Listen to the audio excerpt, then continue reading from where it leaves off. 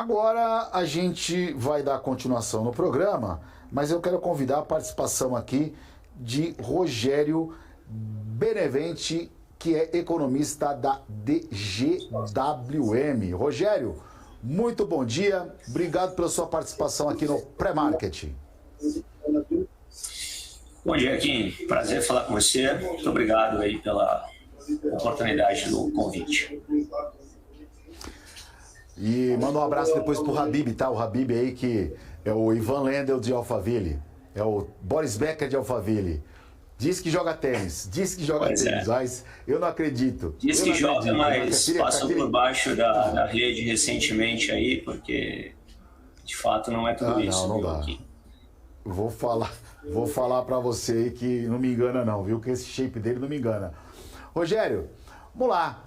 Nós tivemos aí essa madrugada mais estímulos do Banco do Povo Chinês, lá dos membros da economia chinesa, trazendo, depois do resultado do PIB positivo, 4,6% no terceiro tri, meta de 5%, estímulos de recompra de ações, de empréstimos para recompra de ações das empresas, os índices lá fora na China fecharam com forte alta, mas o mercado para tudo e fala, vamos olhar o que os membros dos Fed Boys, os membros do Banco Central Americano estão falando para o discurso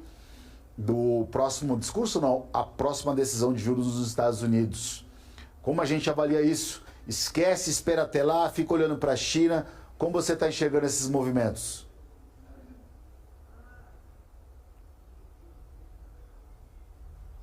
Quando a gente considera todo esse balanço global dessas diferentes variáveis, né? A China, ela já vem há algum tempo tentando criar estímulos, né? A China, ela vinha numa política muito focada por bastante tempo, né? Principalmente no setor de construção civil, que é o grande equity chinês, né? Poupança das famílias. E, obviamente, a gente teve aí um evento gigantesco com a Evergrande, né? Com muitas dificuldades. Isso colocou em perspectiva muito negativa todo o desempenho da economia chinesa. E o governo, obviamente, Partido Comunista Chinês, tem mudado o direcional do foco de estratégias para desenvolvimento da economia, né? Eu acho que tem muita coisa ligado à questão de tecnologia nesse momento, há uma transição bastante importante. O mercado não vem encontrando perspectiva concreta de que esses estímulos, né? Essa semana aí, mais recentemente, o governo anunciou algo em torno de 320 bilhões de dólares americanos num total de pacote de estímulos. Obviamente, não com todo esse rigor transparente de informações, né? Porque acho que não é muito o DNA do partido, se bem que recentemente convocou a imprensa para trazer aí um espectro de informação muito mais amplo, dar um indicativo mais concreto para os agentes de mercado. Mas a verdade é que a economia chinesa ela tem encontrado dificuldades de ancorar as expectativas dos investidores que estavam muito acostumados com uma economia que crescia a 2 dígitos, né? E que por muito tempo foi considerada, na visão de alguns, âncora da economia global. E, obviamente, isso impulsiona muito de crescimento. A economia vem perdendo força. Não é tão trivial uma economia do tamanho da China crescer próximo de 5%, isso ainda é de proporções bastante importantes, mas muito fora do espectro e da capacidade ou da perspectiva que o mercado vinha olhando para a China. E isso, naturalmente, traz um impacto para os mercados globais, porque a China acelerou muito as suas plataformas de exportação, né? Isso também, eu acho que tem um fator relevante, principalmente quando a gente fala naquele linguajar mais comum que a China tem exportado deflação para o mundo. Entendo, né, não fosse isso, talvez as economias estivessem, obviamente, em processos inflacionários um pouco mais expressivos nesse momento. Isso eu entendo também que traz os seus impactos, pelo menos até o governo atual, que apesar de algumas barreiras comerciais, essa guerra comercial que Estados Unidos tem enfrentado com a China, e obviamente há uma perspectiva muito duvidosa de como isso vai acontecer, principalmente com a possibilidade da volta de Trump à Casa Branca, que obviamente já anunciou na sua trajetória e na sua corrida presidencial políticas que de fato serão implementadas em barreiras muito importantes. Isso naturalmente é inflacionário, porque os produtos chineses hoje têm um componente, uma estrutura de custo menor, que as economias como um todo não têm a mesma capacidade. No momento que os Estados Unidos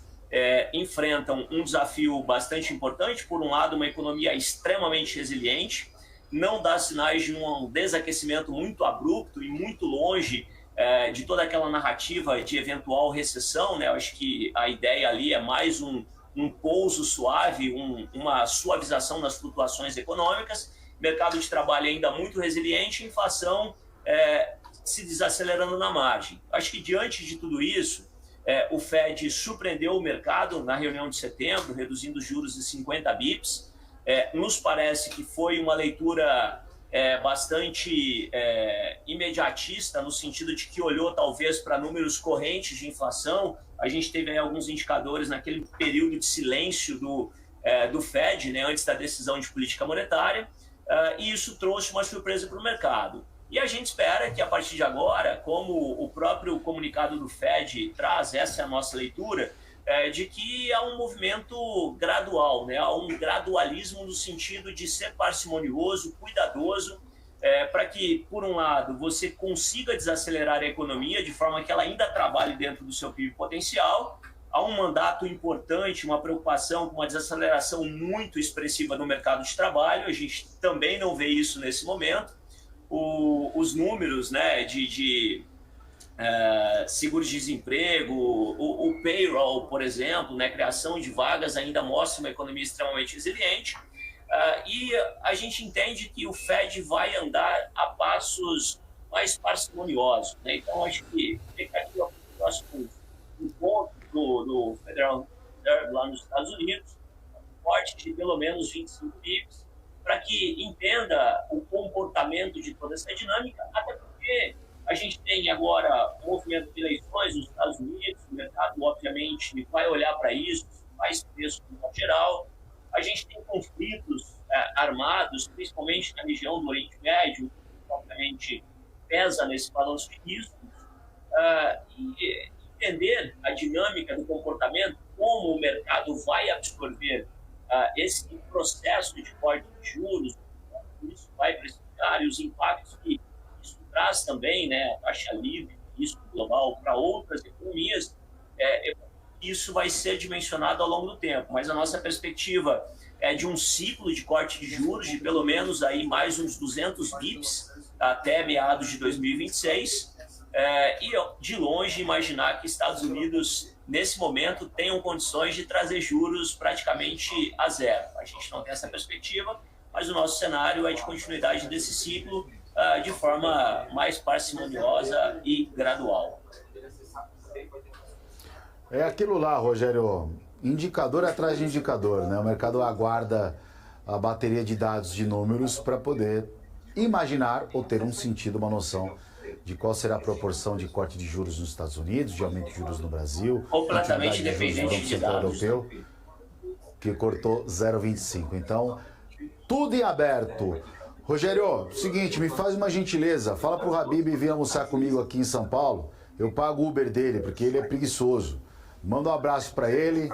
Eu queria parabenizar aí o seu discurso rápido aí, muito importante aí, acabou abrangendo de forma bem esclarecida para o telespectador, e agradecer a sua participação, desejar um outro retorno aqui no nosso pré-market. Muito obrigado, um excelente dia para você e um bom pregão. Obrigado a você, Kim, e não se esqueça que você também está devendo um café aqui na GWM Investments. A gente vai cobrar, tá? Vou aí.